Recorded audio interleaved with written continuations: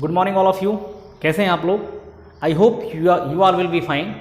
And now today we are going to study about the next part of your science class 7 chapter 7 weather climate adaptation of animal to climate.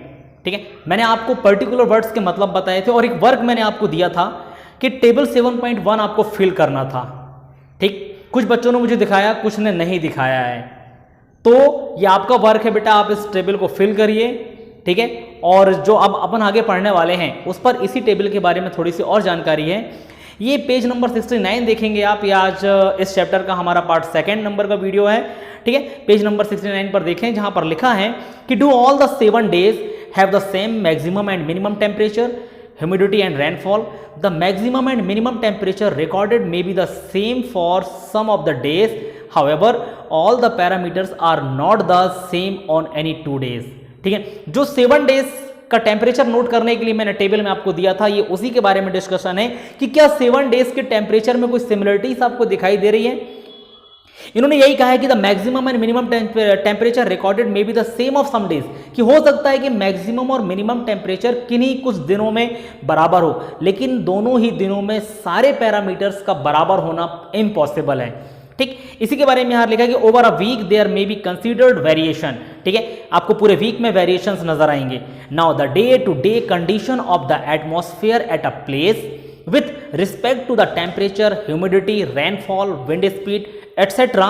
is called the weather at that place। कि किसी भी place का day to day जो conditions हैं weather की, like atmosphere की जो conditions हैं जिस पर हम temperature, humidity, rainfall, wind speed की बात करते हैं, तो डे टू डे की जो कंडीशन है यही वेदर कहलाती है। ठीक है, इसी को हम मौसम बोलते हैं। Now the temperature, humidity and other factors are called the elements of the weather. ठीक है, और यदि हम देखें तो टेम्परेचर है, ह्यूमिडिटी है एंड अदर फैक्टर्स जो हैं ये सारे के सारे एलिमेंट्स ऑफ द वेदर्स कहलाते हैं। ठीक है, the weather of a place change day after day and week after week, that is why we often says today's weather is too humid और the weather was warm last week.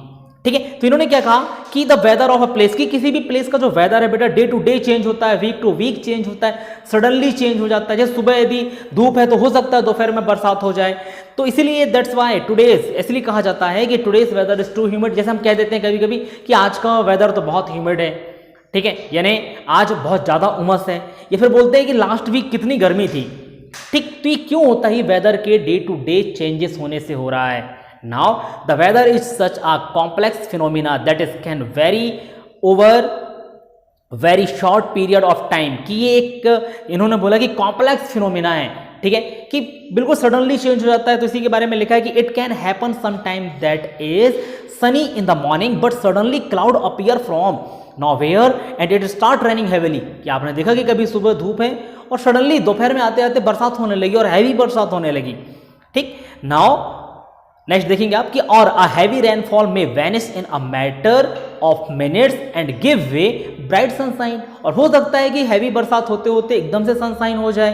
तो ये weather के कुछ complex phenomena हैं। इसी के आगे देखेंगे लिखा है कि you must have had several such experience, try to recall any such experience and share it with your friends since weather is such a complex phenomena it is not easy to predict।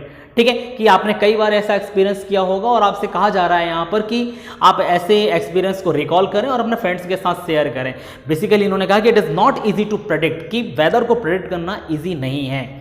ठीक, नीचे ही देखेंगे, नीचे वाले paragraph में लिखा है कि look at the graph given below which shows the maximum temperature recorded during 3 of August 2006 to 9th of August 2006 at Shillong, Meghalaya.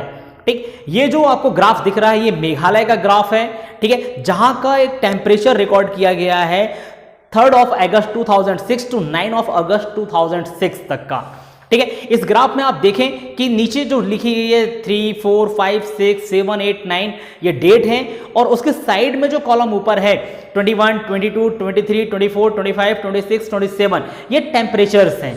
ठीक, और इसी के बगल में आप अपनी बुक पर देखेंगे जहां पर डेट और मैक्सिमम टेम्परेचर लिखा हुआ है, उसी मैक्सिमम टेम्परेचर को यहां पर ग्राफ में शो किया गया है कि 3 तारीख को आप देखें, 3rd of August को आप देखें कि मैक्सिमम टेम्परेचर जो है वो 26 था। 4th of August the maximum temperature 23.5, 5th of August the maximum temperature 25 degree Celsius. फिर ऐसे करते करते ये अलग अलग दिन के अलग अलग टेम्परेचर्स यहां पर लिखे गए हैं, ठीक है। और उसके बाद लिखा है कि it is clear from any weather report the maximum and minimum temperature are recorded every day. Do you know how these temperature are recorded? In chapter 4 you have learn that there are special thermometer for this purpose called maximum and minimum thermometer. Can you guess when during the day we have the maximum temperature and when the minimum temperature?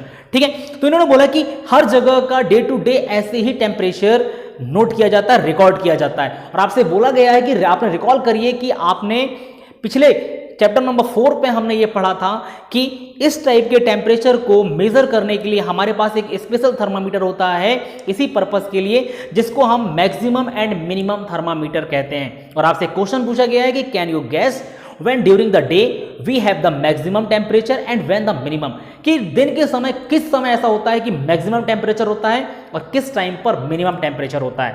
तो नीचे वाले paragraph में इसका answer है, आप देखें, the minimum temperature of the day occurs generally in the afternoon, sorry, the maximum temperature of the day occurs generally in the afternoon while the minimum temperature occurs generally in the early morning। कि maximum temperature बोला कि afternoon के बाद होता है, ठीक है, generally afternoon के बाद सबसे ज्यादा टेम्परेचर होता है, और सबसे लो टेम्परेचर जो सबसे कम वो सबसे सुबह सुबह के लिए, यहां पर लगे अर्ली मॉर्निंग, यानी सुबह सुबह सबसे कम टेम्परेचर होता है। Can you now understand why in summer we feel so miserable in the afternoon and comparatively comfortable early in the morning?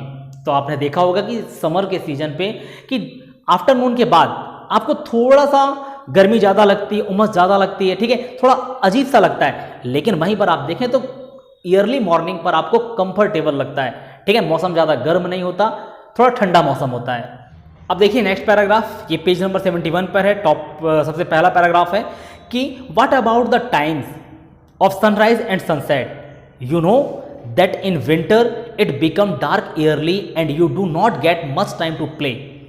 Are the days shorter in winter than in summer? Try to find out yourself by completing the project given at the end of the chapter। ठीक है, अब इन्होंने बोला कि what about the times of sunset and sunrise and sunset, कि sunrise और sunset के time क्या होते हैं एग्जैक्टली यदि हम देखें तो इन्होंने बुक में आपके लिखा हुआ है कि you know that in winter become dark yearly, कि आपने विंटर में देखा होगा कि शाम जल्दी हो जाती है, अंधेरा जल्दी हो जाता है। और इन्होंने बोला है कि and you do not get much time to play, और आपके पास खेलने के लिए ज़्यादा समय नहीं होता शाम को, ठीक है। Are the days shorter in winter than in summer, कि विंटर में जो डेज होते हैं वो शॉर्टर होते हैं, छोटे होते हैं रादर देन समर के। And try to find it out yourself by completing the project given at the end of the chapter, और आपको ये प्रोजेक्ट इस चैप्टर के एंड में दिया गया है कि क्यों विंटर में दिन छोटे होते हैं रादर देन समर के। तो ये आपको प्रोजेक्ट कंप्लीट करना है, ठीक है। आज के लिए हम इतना ही डिस्कशन करेंगे इस पे। हमारी जो नेक्स्ट क्लास होगी, जो नेक्स्ट लेक्चर होगा, इस चैप्टर का जो पार्ट 3 होगा वो हम क्लाइमेट पर स्टडी करेंगे। अभी हमने वेदर पर स्टडी किया है, अब हम क्लाइमेट पर स्टडी करेंगे कि वेदर एंड क्लाइमेट में क्या डिफरेंसेस हो सकते हैं। तो आज के लिए बस इतना ही। Thank you so much.